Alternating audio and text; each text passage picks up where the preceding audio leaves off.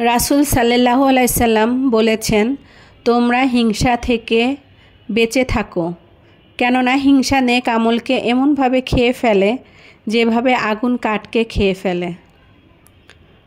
বিসমিল্লাহির রহমানির রহিম। আসসালামু আলাইকুম। সবাই কেমন আছো? আশা করি আল্লাহর অশেষ রহমতে সবাই খুব ভালো আছো। আলহামদুলিল্লাহ, আমিও ভালো আছি। নতুন আরেকটি ছোট্ট একটা ব্লগ তোমাদের সাথে শেয়ার করছি। আশা করি তোমাদের কাছে ভালো লাগবে, আর ভালো লাগলে অবশ্যই ছোট্ট একটা লাইক দিয়ে ভিডিওটি দেখা শুরু করবে।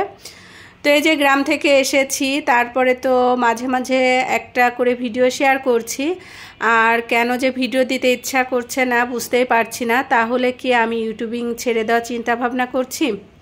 তো যাই হোক, সব কিছুই তোমাদের সাথে শেয়ার করব। আর এদিকে দেখো, গাছগুলো কিন্তু সব মরে গেছে। আমি গাছের ডালপালাগুলো এভাবে ছিঁড়ে ফেলে দিলাম। নতুন করে গাছ লাগাবো, আর কি গাছ লাগাবো সেটা তো অবশ্যই তোমাদের সাথে শেয়ার করব। তো এই যে গাছগুলো পরিষ্কার করে তারপরে এদিকে দেখো, আমার বাড়িঘর সম্পূর্ণ এলোমেলো দেখতেই পাচ্ছ। সুপাগুলো সরানো হয়েছে, আর নিচ থেকে কত ময়লা এসেছে। ঘরবাড়ি রং করার পরে ঘরবাড়ির অবস্থা কিন্তু একদম খারাপ থাকে। তারপরে চিন্তা করলাম পুরোপুরিভাবে আমি ঘরবাড়িটা পরিষ্কার করে নিব, যেহেতু বাচ্চা কাচ্চা গ্রামে আছে।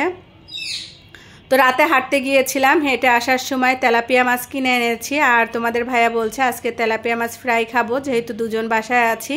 তো সেই জন্য এখানে তেলাপিয়া মাছ ফ্রাই করেছি, গাজর, শসা আর স্পেশাল একটা ধনেপাতা সস তৈরি করেছি। এটা দিয়ে আমাদের রাতের খাবারটা কমপ্লিট হয়ে যাবে। আর এভাবে তেলাপিয়া মাছ ফ্রাই করলে কিন্তু খেতে ভালোই লাগে। এরকম একটা তেলাপিয়া মাছ বাইরে খেতে গেলে প্রায় 200-300 টাকা পড়ে যায়, আর বাসায় কিন্তু 300 টাকায় প্রায় 3-4টা তেলাপিয়া তৈরি করা যায়। তো যাই হোক, এই তেলাপিয়া মাছের রেসিপি কিন্তু আগে তোমাদের সাথে শেয়ার করেছি, সেই জন্য আর শেয়ার করলাম না।